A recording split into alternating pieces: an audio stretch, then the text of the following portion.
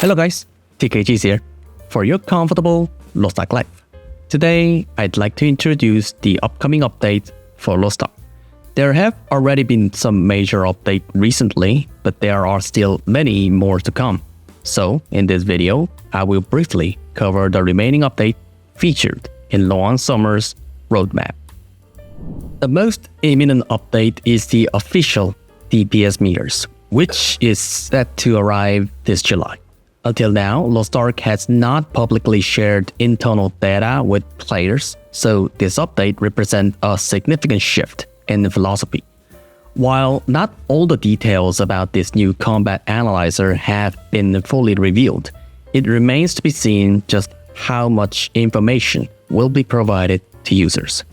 To be honest, it feels like the introduction of the combat analyzer has been moved up a bit ahead of schedule.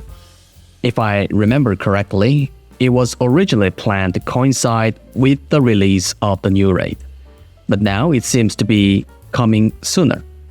According to the information that has been made in public, the Combat Analyzer will offer players a wealth of detailed statistics, such as accumulated damage for each skill and thorough critical rate. It appears to be a very comprehensive and useful system, allowing players to view a wide variety of combat data at a glance. The most August is set to bring major new content to LostArk, along with expansion to existing system. First, the level of daily content will be extended.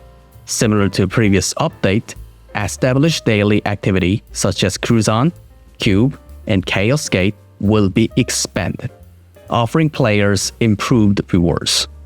Additionally, a new Guardian will be introduced during this update. Of course, new episode and further contents addition are also planned. Notably, the Last Act raid will feature a special first challenge mode that players can attempt the first challenge. In some sense, this change reflects feedback from players who have felt that high-level users lacked exclusive opportunities. The Kazero's Last Act raid will only become available to the public after the first challenge is completed. In other words, clearing the first challenge is a prerequisite for everyone else to access the Last Act. Some released information indicates that the Last Act will launch alongside Act 4, both coming out on August 20th. Act 4 will have entry requirements of 1700 for normal mode and 1720 for hard mode, and consists of two gates. The first gate introduces Echidna, a raid boss familiar to many players. The Last Act will require 1710 for normal entry and 1730 for hard mode, also featuring two gates. According to the public notice, the bosses for both gates will be the same, and those who clear the first challenge will be eligible for more appealing rewards. The most addition are new farming elements called ArkㅅWhat will be introduced alongside the new Last Act raid. The new character progression system ArkㅅWhat is made of a core surrounded by gems. The core is farming item obtainable only from the Last Act, whereas the gem can be acquired through general contents. According to the information released, core range from epic to ancient level, and there are 6 different cores that can be combined to create various options to change gameplay. There is a ceiling in place up to the relic level, and by collecting multiple core fragments, players can craft their desired option.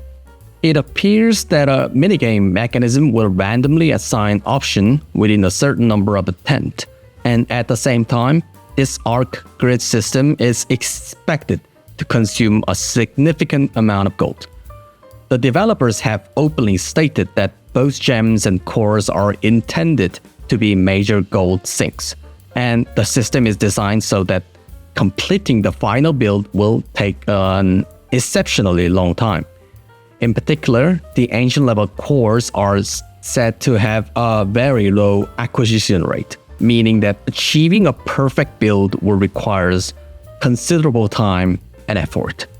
In short, this new farming and progression system is expected to constantly encourage players to spend gold.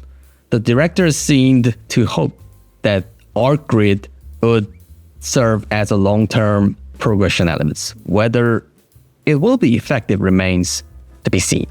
Honestly, based on the information provided so far, the content seems rather toxic, since every aspect is randomized and luck-based. However, it was mentioned that once this system is complete, the benefit from the ArkGrid will surpass the effects of Ark passive activation, even though no exact figure were given.